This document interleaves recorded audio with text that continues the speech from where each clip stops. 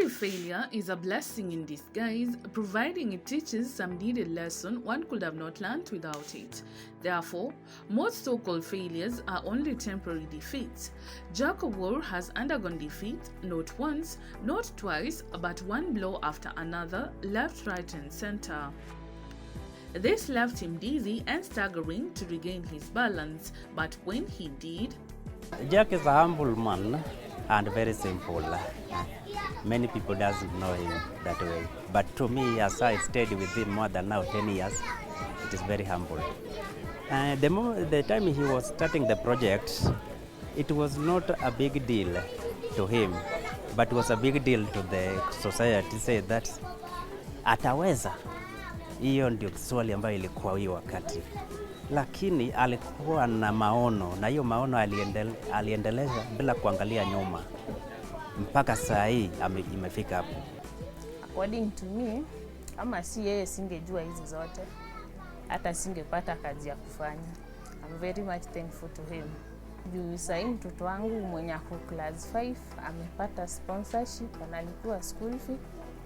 Mimi sasa at least naweza sema niko na kazi juu najua kushona bags, najua kushona nguo, ambapo hiyo ni kazi tu niko nayo already.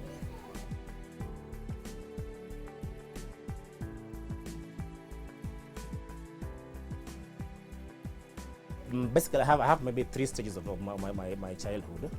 I was born to a very lovely family. My dad was a professional accountant when I was born. So, but I only had 3 years of interaction with my dad, so I didn't know much. My mom was paltry, a housewife. So when I had to go to the village, I was a village boy, so I was raised in the village, and when he died, everything had to go to the village. So my uncle took care of me. So I'm from Siaya, and then I found myself being brought to my uncle who took me in Homa Bay. So I've stayed like about 20 years in Homa Bay. So that's how from the Homa Bay I did my primary, and then from primary and high school. And I got a chance to be at Catholic University for my university. Because I came to Nairobi during those times when I was doing my undergraduate. That is mean that life was very like a shamba boy. Kind of, but Nairobi taught me a little of a trick on how to live. So from that humble background to now, I would say it's just by God's grace that I've achieved what I've reached now. I'm the founder of an organization called Transformers. Here we are in MATHARE, but there's a story behind the Transformers. Initially, so after my high school, I had a chance to go to university to do partly philosophy and theology. So that means that I wanted to become a priest. So I had to had some 7 years of training as a theologian and as a philosopher. Then from there I proceeded to. I didn't manage so well to go to. I dropped. I was told I didn't have a vocation to priesthood.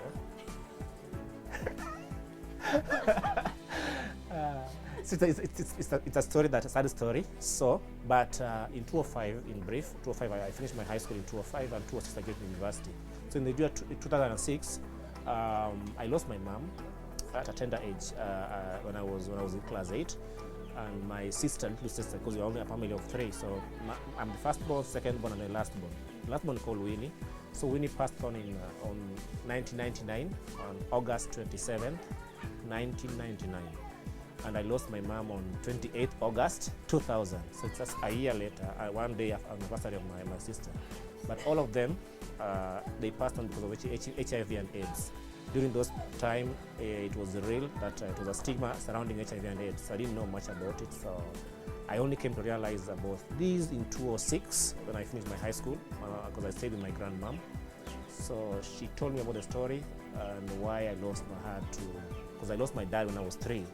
So Winnie was born out of the Luo culture, when you are a wife inheritance. So my mom was inherited with another man, and the inheritance brought up about the issue of now for you to engage those rituals you have to undertake. And Winnie came out of as a result of the wife inheritance, and that's where she got the HIV and AIDS. I didn't know that. So when I was told about this thing, really perturbed me when I was doing my studies at the university. But as I told you, I was not able to complete the university, to priesthood, not university, not to priesthood. I found myself having to drop from high school and from university, and then coming back to home, start now digging. Because then I was told, no, you can't become a priest. There's no alternative. You have to go home. Jack had one step at a time ascended his way from the dust, all the way from a remote village in Siaya County of Western Kenya to the great architecture of the Roman walls in Italy to dine with the Pope. When I was home, people told me that, he couldn't make it to priesthood because he impregnated a nun, a Catholic nun, which is not the reality. There are 3 vows that are very important in the Catholic Church: vow of obedience, chastity, and poverty. So poverty is about everything you live in the church, and obedience, you have to obey any law that the priest or the formator have to do it. And then chastity, which people think that is the major issue, is about living without a wife or a girlfriend.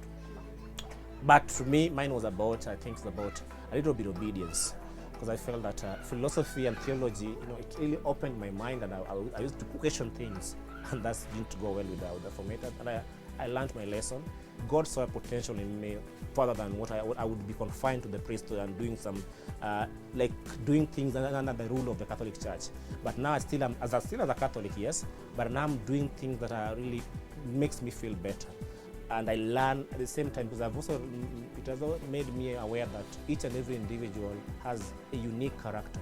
And the Islam, people forget that Islam is a good place. They think that Islam is just a bad place. So I wanted to write the story that here we have everything, and I don't regret having to leave priesthood. I'm so happy.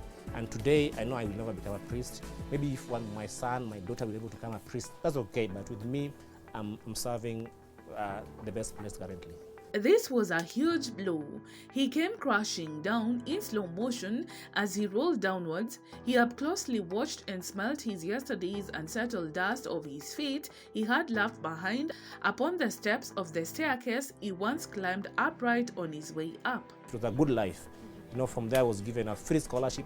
They paid for me my university, everything that I was doing, where I was staying, everything was free. And I used to live like a king and travel around. I travel around both in Africa and outside Africa to give me a platform to learn.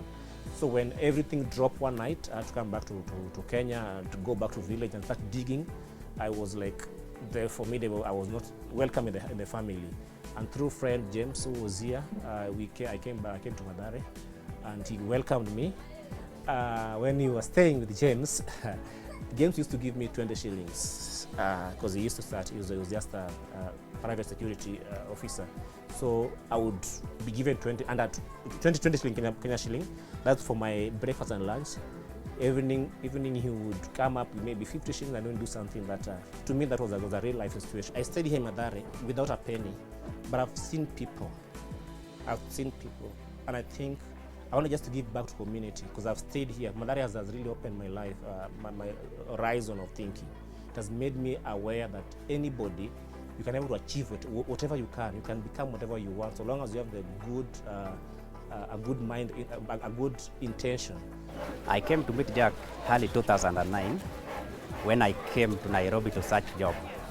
We introduced each other, and we found that we are sharing one thing in common. The place he learned in primary school is the place I learned in primary school. At that time, Jack have dropped from the university. I took him as my brother. We stayed until he went back to school. Upon completion, he came with the idea how we can transform the MATHARE community. It's where we started the transformer. This now came as early as 2018.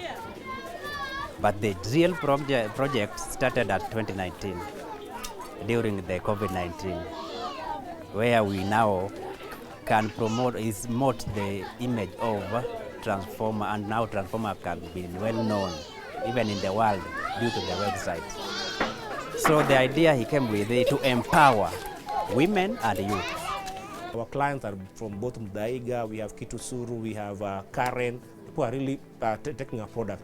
And those clients have also been able to give us their friends through referral, that they say that these women have really done a good job, so we can also give you more. It is at this point that Jack came to a realization of who he was called to be. On that note, he picked up his broken pieces and began a hero's journey with an Alexa. I started this organization at 2018. I started Transformers, and basically Transformers really was I wanted a way through which I can be able to give back to community, in remembrance of my mom and my sister, and as a son of MATHARE slums and even informal settlement, I wanted to write a positive story about the slums. Because you come to slums today, you think about mugging, about prostitution, you think about all bad names about the slums. So when I got a chance and I shared the idea with I would start a tailoring program for women, I got friends who gave me four machines, and again some even added like one machine here. Then I bought few, like this one I bought, this walking foot, and the one I bought, and we started now producing. We train these women. This is the second cohort. I'm thinking about doing the third cohort. First cohort has graduated, second cohort graduated. So I've really served 2 people who have graduated, and if you see the product you're seeing here, now these women are able to make uniforms, the house uniform. We are making bags. We're also making these are traveling bags. We're also making the luggage tag. We make the scrunchies like for you, the scrunchies for the head. And this is a way through which we are reawakening them so they can able to start a living rather than going to Eastleigh or the nearby estates to wash clothes. So I want them to bring the stereotype. And I'm also doing this in support of those women. But again, boy child has been left behind. So I felt, what can I do for a boy child? And through our friends, colleagues, Moringa alumni, because within those 9 years, I had a chance to get a scholarship to go do coding, which is computer programming. So I'm a full stack software developer at Moringa. I was given that free scholarship, and I said, now I want to give back to this community. And I thought of starting a transformer coding school. And that wish I shared with my alumni from Moringa, one of them being George, and here we have Vicky here. We have people who all went to school to Moringa coding school, and that's a good idea. Let's start it, and that's why currently we've done CSS and HTML. We're heading to JavaScript, and from JavaScript we go to maybe Python as a programming language to these people. So this one is a virtual class. We do it on Monday, Wednesday, and Friday, from 8 to 9 a.m. So that's basically for the programming lessons, and then the child who was about to be born is the carpentry, because not everybody would like to do tailoring, coding. Some would want to just do a carpentry. So in the next 2 weeks, we're also launching a carpentry workshop whereby they'll come. I'll be able to train 4 ladies and 3 boys on how to make furnitures for free for the next 3 weeks. By the end of August, you'll have the first graduate graduating. I've trained these women apart from the tailoring. We used to do business literacy. So I have a group that we used to do merry-go-round. You call it merry-go-round, but they do they are saving. So I have those groups, 3 different groups. So within them, like now, there's a very important project that I do with these women, all that are already here. The organization that is supporting these children, each family, like a member, I've taken 40 children under the age of 12 for a free education scholarship.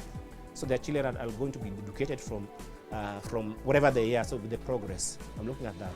But how do I get the members? We have our own members. I empower our members and I tell them to register within on our model.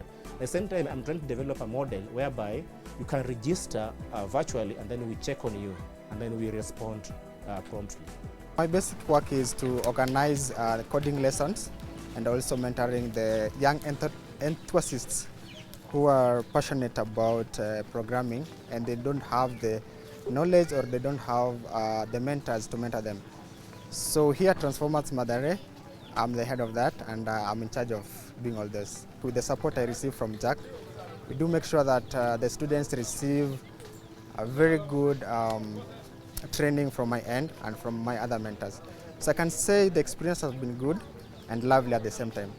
Jack is a very adorable person. First of all, he's lovely. Since I've started working with him, He's been organizing some of the workshops, meetups, just driving the theme of love, driving the theme of together we can, so that all of us can do it together, and we can. With the kids, there is women, because I have a group of women, two different groups. One is 15, I think, at least 40 that we trained on the business models. So one of the points that I've taken very positive is taking I've taken 40 children who are under 12 years into education program, a free education program. So each family, that like members here, if you have a child who is under 12 years, we go bring the story, and then the partner.